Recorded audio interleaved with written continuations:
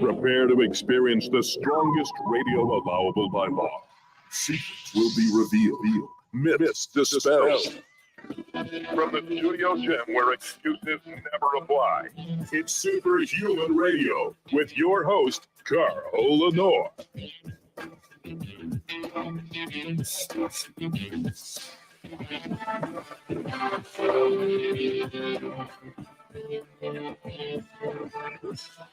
Welcome back to another episode of Superhuman Radio. We have an important discussion today that's going to require action by you, the viewer and the listener. But it's an important action because there's an opportunity, a once-in-a-lifetime opportunity, for you to be able to have your opinion equal access to better, healthier, and less expensive animal protein. We're going to be joined by John Moody, who has been on the show numerous times over the years, talking about food freedoms. And we're going to discuss that in just a second. I got to thank our title sponsor, first of all, Legendary Foods. They are the makers of the sweet rolls, 1 gram of sugar, 20 grams of high-quality protein, 5 net carbs, delicious flavors, cinnamon. The cinnamon tastes like a Cinnabon, but it's not crap instead. They have chocolate. They have wild berry. These are fantastic. Buy them. School year is starting again. Your kids want snacks. Put these in there. Don't feel bad. Don't feel guilty. Also, the Legendary Tasty Pastry, which is a Pop-Tart reimagined. Again, less than 1 gram of sugar. 5 grams of net carbs, 20 grams of high-quality protein. Go to shrnetwork.biz/legendary. Use the code SHR10. Not only do you save 10% off, but you let them know that you listen to Superhuman Radio. And now, without further delay, let me get my buddy on. Welcome back, John Moody. How are you? Good. How you doing, Carl? I'm doing great. Just adjust your volume a little bit. So we have met over the years with you and with other people. I remember Pete Kennedy back in the day when we were fighting about raw milk. I can't think of the girl's name that used to come on my show. She's a former attorney. She runs a farm. Sally Fallon? No, oh no, Sally Fallon Morell now has been on the show numerous times. And I think that's where I met you, right? Didn't you write for Weston A. Price for a while? Yeah, I did. I still do on occasion write for them. Okay. So that's where you and I actually met. But we live in Kentucky. We're neighbors, so to speak. And we have a really important message for people out there who care about their food quality, but not only their food quality, but if you've been shopping for beef and chicken and pork in grocery stores, you realize it's getting so stupid expensive and the quality isn't that great. And there's an opportunity for you to make a phone call, or as we say in Brooklyn, drop a dime, and actually change the outcome of the access for food on a national level. So talk about what is the Prime Act, John? Yeah. So maybe a story will help people understand. Years ago, we raised our first cows. And my daughter and I took a little drive up to the butcher out here, we're about an hour outside Louisville near Brandenburg. Little butcher house called Union Star. We pull up to the butcher house to pick up our butchered cow, and we're loading these packs of frozen meat into the car. And my daughter at the time, she's probably like 8, 9 years old. And we're loading these, and she's looking at the writing on these meat packages. And she's like, oh, like this is a chuck roast. This is a flank steak. This is a ribeye. But then she notices on every package, it has the words, not for resale. I literally just wrote that down because I was going to ask you, why does it say that? Yeah. And so my daughter looks at me and she goes, Dad, what does this mean? I go, well, it means we can't sell any of this meat. And her little childlike brain, she looks at me, she goes, so Dad, she goes, we could have somebody over to our house for a meal and serve them this meat. I was like, yeah, you could do that all day long. She goes, we could take it to church and share it at like a church potluck meal. Yep, no problem. She goes, could we give this meat away as a gift to somebody? And I'm like, yeah, absolutely.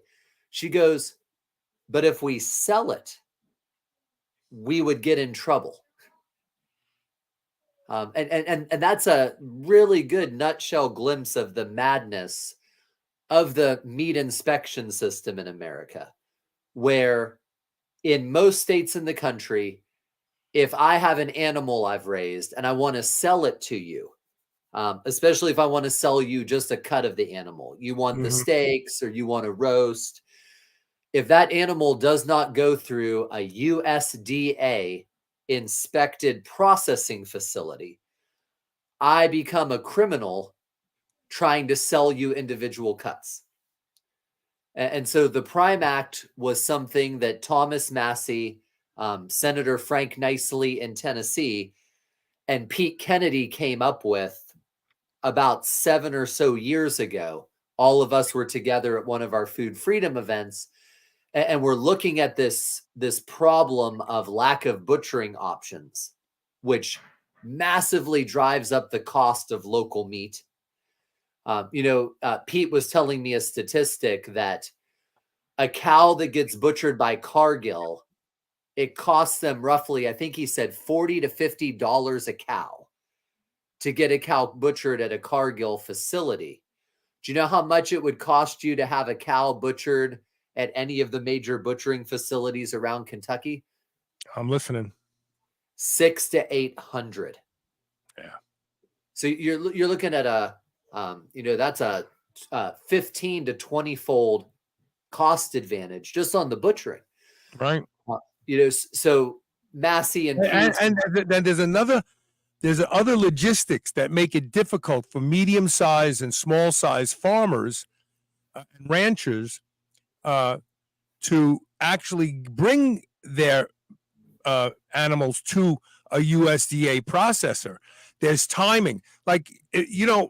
There's a window of time, and correct me if I'm wrong, there's a window of time where ranchers and farmers decide, okay, these animals are ready to process.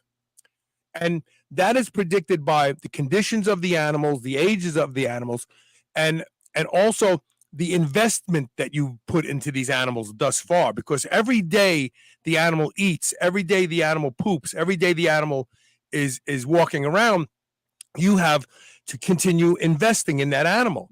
And so they triangulate these components. They say, okay, these animals have to be processed this week. But wait a second.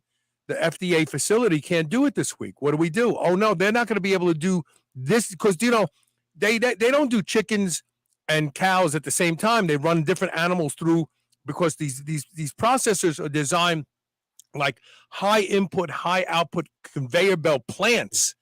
And so it's like, well, they're not going to be doing chickens for another 3 weeks. So now that's 3 weeks you have to continue to invest in your chickens. And people are saying, well, what are you talking about? Well, feed and rotation. You have to have somebody, if you're somebody who uses those types of cages where you can move them around on a 50-acre farm, someone's got to do that. And so it not only is it more expensive to have these USDA plants process your meat, but the logistics of it completely destroy the ability. You have to remember, people don't realize this. Farmers make a sliver of money on the animals that they raise. And sure, there's volume involved, but they make a sliver of money, and everything that doesn't happen the way it's supposed to. This is true of people who grow produce. You have a bad crop, you lose a lot of money. Oh, next year we'll catch up. So the USDA is not just a financial burden for farmers, but also it's a stopgap for them to run their business. Am I exaggerating? Oh, no. So, for instance, here in our region right now, if I want to be sure I'll be able to get my animals butchered next, and we're talking the end of next year. So, so I'm talking about animals I don't even own yet or have on my farm yet. But let's say, next year I want to raise 6 hogs next year. So, got to get the hogs around February or March. That means I'm going to be butchering them September or October. I already have to schedule butchering dates a year to a year and a half in advance for animals I don't even own, because that's how backed up the butchering system is right now. It reminds me of when you have children, you got to start looking for schools before they're born. Yeah. It's the same thing. Exactly. But this is different. This is a business. Yeah. So the butchering crunch right now is, to say it's, there's farmers you and I know in this region of Kentucky who are driving 6 hours each way. I know, to get animals in, so imagine all that cost and time. Well, on top of that, I know Susan, I can't think of the name of her farm, and you know her. Dutch Creek. Yes, Dutch Creek. They actually process their own. So they literally rent the facility out and process their own animals. They go in there and they actually handle the butchering. They have like a staff that does this just to eke out a couple extra pennies. Yeah. I mean, it's ludicrous, and they pay ridiculous amounts of money to the USDA. And think of the USDA as this. This is how human beings work, by the way. We all think this way. Credit card companies make money on processing fees. So they don't have to be Walmart. They don't have to be Macy's. They make money on the money Walmart and Macy's makes. They take they call them basis points. Well, we take a few pennies here, we take a few pennies here, but from all this infrastructure of companies, we're getting all the billions of dollars. That's what the USDA does. The USDA does not provide anything special that improves the likelihood of your food being good. But they make money on the backs of the farmers who struggle to raise these animals. And I want to put this video up real quick because we're going to talk about food safety, because one of the things that the people who don't want the Prime Act, which are the people who are going to lose money if farmers start buying, having the ability to sell their product directly to the public, which, we talk about food, farm to food to table. That's all bullshit. It's farm to USDA to table. So they get their little stipend of money. But look at this. Just today, we had a recall. I'm trying to get this up, of 58,000 pounds of raw ground beef recalled from multiple states. This was all processed through a USDA. It says right there, USDA plant. So what did the USDA provide here, except maybe a false sense?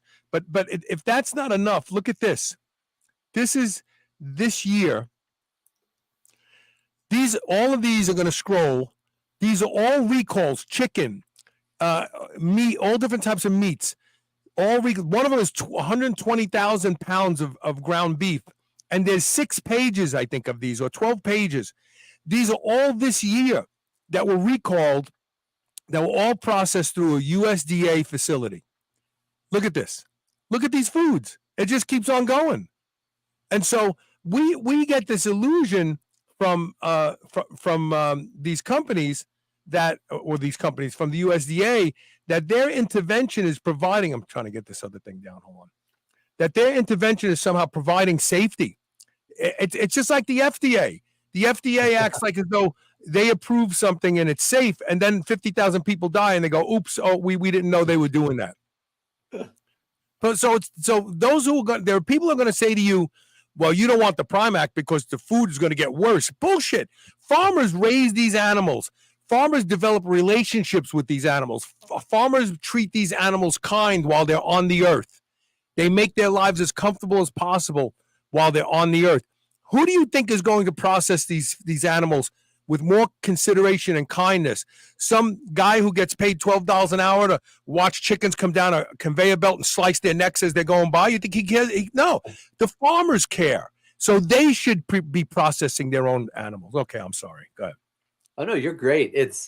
I mean, people really need to understand, that the USDA and FDA, kind of like the TSA, give the illusion of safety. Mm-hmm. As we were talking about before the show, if you go to any major chicken butchering plant, chickens from dozens of farms, hundreds, if not thousands of chickens, are all dunked into the same giant chlorine vats. So the dirtiness of any one chicken or any one farm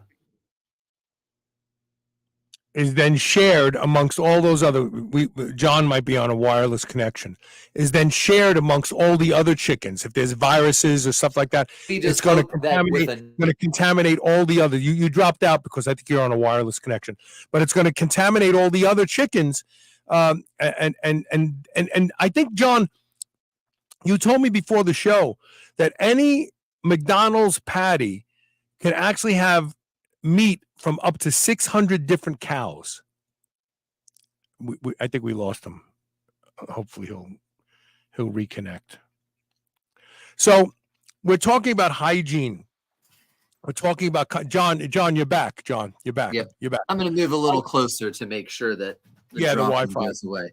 So I said when you kind of disappeared there for a second that you told me that a given McDonald's patty could have meat from up to 600 cows. Yep. Yeah, that's the statistic I saw once. Because that's how commingled the food system now is. Right. And there's a real interesting thing earlier this year where there's a big study on chocolate showing, I think it was Consumer Reports, showing all of this chocolate contaminated with heavy metals. And I began looking at the study and I reached out to a few of the companies. And what was amazing? The heavy metals and contaminants in the chocolate weren't coming from the farmers.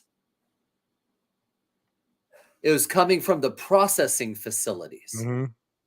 So the cocoa beans and everything, when they were testing the actual food, it was clean. But after they made it into a chocolate bar, it had all these metals in it. But it's all this machinery and all this processing equipment. That's where it's picking up the contamination. So it's actually the requirement to put stuff through these. This was like the cantaloupe outbreak years ago. Yeah, listeria. Where did the listeria come from? It didn't come from the farmer growing the cantaloupe. It came at the processing facility. And that's why deregulation of deregulation of the food system has to happen.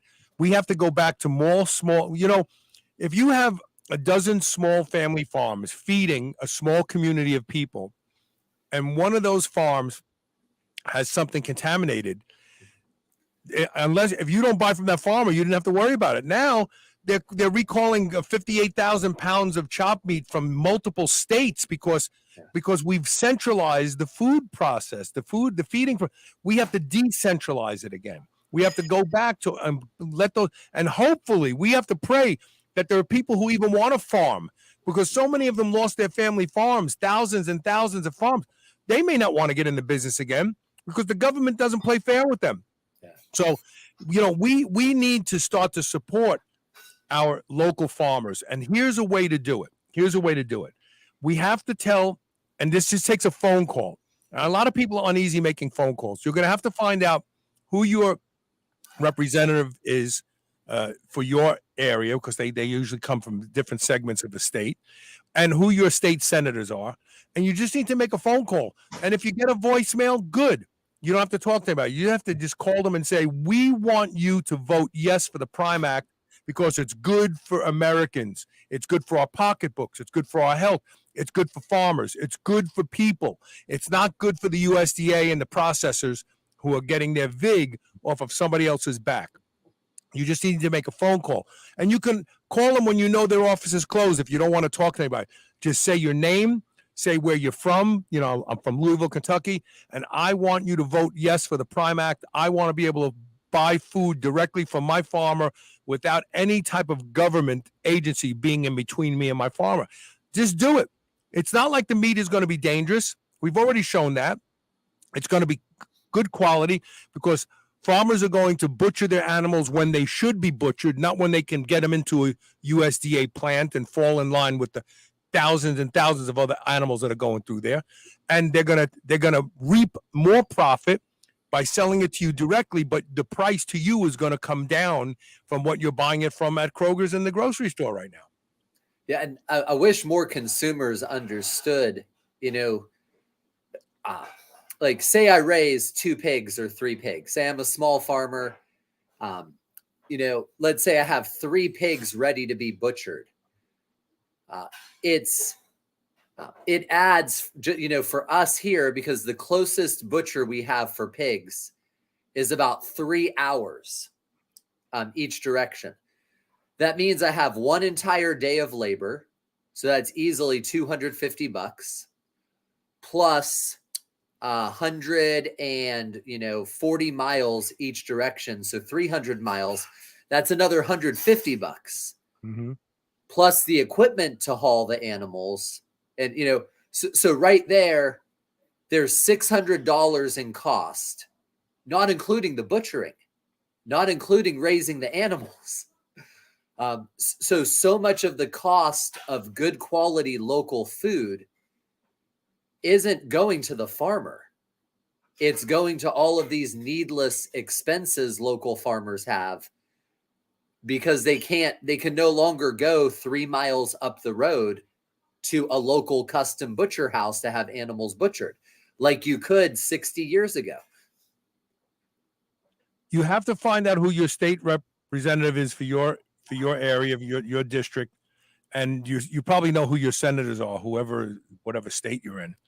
And we're just talking about a phone call that will benefit you and your children and your grandchildren. And believe me, they're going to fight back. They don't want to do this because the USDA doesn't want to lose its power and control over industries. It doesn't want that. They want to stay. You know what's really funny? Elise's stepdad, Ben Hardesty, who just passed away recently. He lived out in not LaGrange. I think it's called. It'll come back to me. Lebanon, Kentucky. Yep. He raised tobacco, and he raised cows.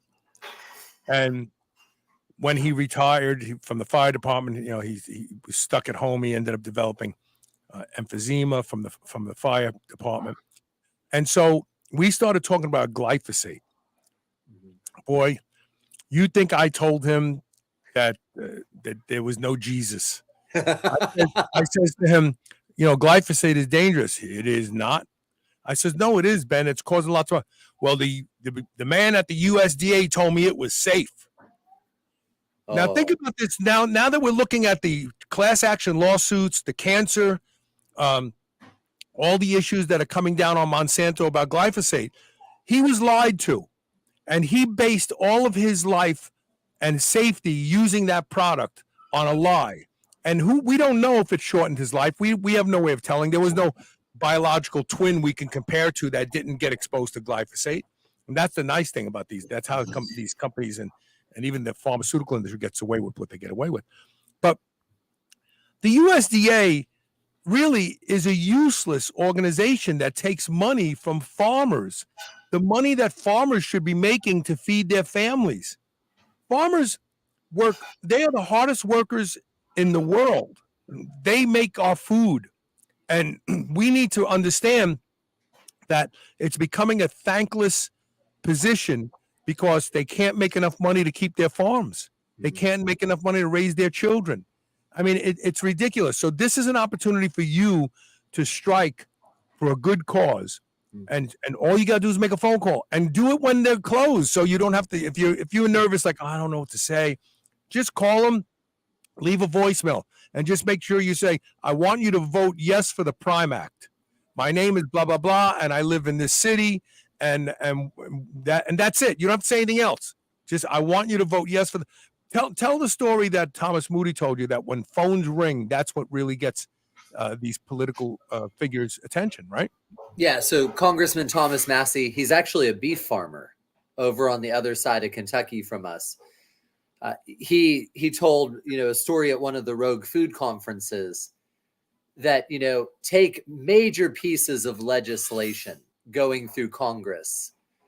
It is rare for them to receive more than 10 phone calls on major pieces of, like the Patriot Act, and so this is a man, the average congressperson in the House of Representatives, I think they represent roughly like 650,000 people. And they rarely get even 5 phone calls on a bill that they're considering to vote yes or no on. And, one thing Thomas wanted people to understand, well, why does it matter right now to really push for the Prime Act? And because this is a once in a generation chance to reshape the American meat system. And there's really 3 things going on. The first is all of the nonsense during Rona. Do you remember the headlines where they were gassing millions of chickens? Yeah. And gassing millions of pigs because they had nowhere to butcher them. Right. I remember that. Yeah. So that's still fresh enough in people's minds that they realize there's something really wrong with our butchering processing system. Right. So then the second reason it matters right now to make this phone call is it's a farm bill year. So the farm bill is a piece of legislation that comes up every 5 years in Congress. And it's where they set all of the policies and just everything for food and farming in America. It is the piece of legislation, only pops up every 5 years. And this is the year. This fall, the farm bill will get passed. And so either the Prime Act will be part of the farm bill this year, or you got to wait 5 more years to have another crack at this. And so it's just, we're not going to have another opportunity like this anytime soon, where the weaknesses in the meat system are so apparent to everybody, and Congress might actually be willing to do something. And the Prime Act's really cool because it doesn't, I wish it would abolish the USDA, but that's not going to happen. But instead, it lets individual states just opt out if they want to. So all we're asking for is space for, kind of crazy guys like you and I, who don't want that worthless stamp on the side of our pack of bacon or sausage or whatever. Right. We just want to be able to opt out and right. Say to our farmer, hey, like, I'll come butcher with you maybe, or I don't mind you butchering right on your farm. Because I can come see and actually check that out and make sure you know what you're doing.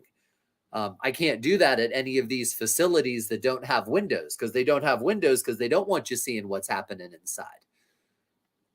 I remember when I used to buy raw milk from a Mennonite farmer that I did business with. And one day he said, you can come to the farm anytime you want. And I took the kids. This is when my children were still in school, and we went there and we saw the cows. They were standing in a stream, drinking water, roaming around. And we came at a specific time, because at a specific time, twice a day, the cows walk to the barn to be milked. Yep. It's an amazing thing to see. They want to be milked. And sure enough, wherever they were standing, they started to congregate, and then they started moving towards, and they got in a line, and there was a pecking order. The cow that was on the front of the line was like a higher had more points or whatever than the one, and they fought. Like one cow was getting in, and the other cow came over and kind of bickered with her, and she moved back, and they got in a line. And then when he walked into the barn, they started walking right into that little. It's like a metal rack on each side. They got in there, and he hooked the things up to them, and they peacefully. And it was amazing. It was amazing, and it makes you realize that, and it's at least dairy cows, there was a relationship between the farmer and his cows. Like they named them. That one's Betsy, that. And my kids said, "Will our milk come from so and so?" And they says, "Yeah, sure." Like they had my kids had a relationship. When we drank milk at our house, they envisioned it came from that cow just for them. It's a wonderful thing. It's been erased. It's been erased from our culture. That raising and animal husbandry and all is so precious and so important for us. And look what we have now. We have these people they think that they're doing somebody a favor by wanting to be vegan. I mean, it's crazy. It's crazy. But yeah, it was an amazing experience to get to know your farmer, see the farm, check out where your meat is raised, check out where your meat is processed. I mean, that's a game changer for people. Then when they eat, they literally can envision their health coming into their body. You can't envision that now when you go to Kroger's and buy a bag of chicken, and you don't know where they came from, if they're even the same parts from the same batch of chickens. You don't know anything. Yeah. Well, and there's good studies we've talked about that show how much less nutritious that store processed food is. But you hit a big part of it is having food with a face. Like I started the Louisville Whole Life Buying Club in Louisville, and like almost everything in my freezer, if I pull it out, I know the farmer who raised it. Like all my food has a face. It has somebody I can actually appreciate for the labor and time they took to raise that animal well, knowing it was going to feed me and my family. Yeah. And that's what makes this system safe. Like we butcher a lot of our own animals here on the farm now. And when I'm butchering animals for somebody, I know this person. Like some dude in a factory, as you said, who's being paid minimum wage to have to slice 10,000 chicken necks a day. He doesn't know who's eating that food. He doesn't care. But when we go to butcher chickens, I know the 3 other families who get chickens from us. And I'm like, these are my friends. These are my neighbors. These are people I go to church with. I have a really big investment just in terms of the relationship in making sure what I give them is great, because I know they love and respect me, and they know I love and respect them. So the last thing I want to do is give them something that's inferior or infectious or sub-quality. Well, and that even plays into something nobody wants to talk about, but in the actual killing of the animal. So I bought a farmer that I was doing business with, another Mennonite farmer that I used to buy beef and eggs from. He had a cow that got hit by a truck. Oof. And he asked me, he said, he was selling the meat cheaper. And I bought some, and I couldn't eat it. It had a strange taste to it. And it was tougher than anything I've ever seen before. And I actually threw the meat away. And when I talked to him the next time, he says, well, it didn't die quickly. It got hit by the car, it lay there in the road, and we finally had to put it out of its misery, but it was too late. The animal died a painful death. And the hormones, the adrenaline and cortisol, all the hormones was literally so in the flesh that you tasted it. When I never tasted beef that tasted like that before. I can't explain it. It tasted the way creosote smells. If you know what creosote is, that's what it smelled. It tasted like creosote smells. So when you're the farmer that's raised these animals, and now it's time to process them, you're probably gentle with them. You don't want to freak them out. You're tender. You do it in a humane way where the animal doesn't suffer more because of the way that you're going to kill it.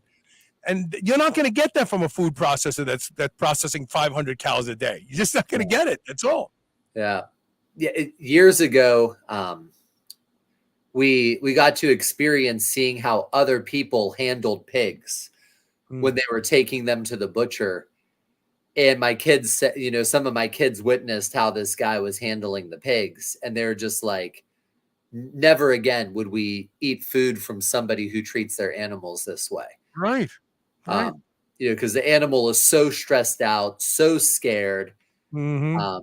And then you'll see on the road going up to Louisville to, I think it's like a Swiss processing plant there in Smoketown or Germantown. Yeah. Yes. Swift. And you just see like Armor. Swift Armor. I guess Armor owns it, I think. Yeah, but Swift. Yeah, that's it. And you see just a giant truck with 200 pigs all stacked on top of each other, flying. And I'm just like, that's why I want. It's cruelty. Yeah, it is. It's cruel. And if we can actually get food processing where it's not so conglomerated anymore, that won't happen. So people who are concerned about animal welfare and animal safety, you should start buying food from your local farmer, because that's I know you have to hit the road. Well, we've done enough. I think we've talked enough about this. I just want to put this one banner ad up again. Look, I'm asking you to make a phone call. Make it on purpose when they're closed, so you could just leave a message if you're nervous about being asked a question.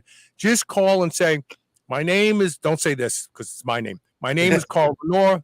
I live in Louisville, Kentucky, and I want Representative Massey to vote yes for the Prime Act so that I can have a direct relationship with my farmer. That's it, and hang up. That's it.